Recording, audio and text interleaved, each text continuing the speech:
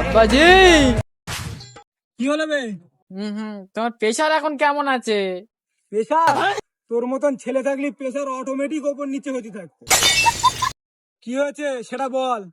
সেরকম কিছু হয়নি, আমি জুয়া খেলে 80,000 টাকা হেরে গেছি। আমার রক্ত পানি করা টাকা। বালের কথা, দাদুর বোকাচোদা বানিয়ে নিজের নামে জমি জায়গা করে লেছে। শুয়ারের বাচ্চা উল্টো পাল্টা কথা বলি তোর একেবারে চাপড়াবো। যা মোটর সাইকেলটা বের কর, বের করে ঘরে বুঝতে একবার নিয়ে বিড়ি লিয়ে আয়। বিড়ি নাই, বিড়ি শেষ হয়ে গেছে। কই মোটর সাইকেল? কেন বে, মোটর সাইকেল কি হয়েছে?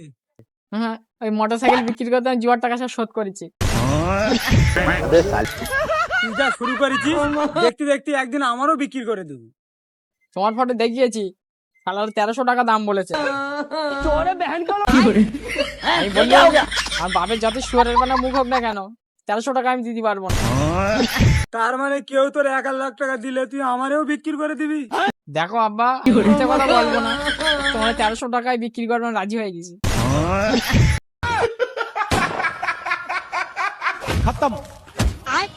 আব্বা, আব্বা মরে গেলে নাকি? ভালো, মরে গেলি জায়গা জমি তো পাবো। মরো নেই?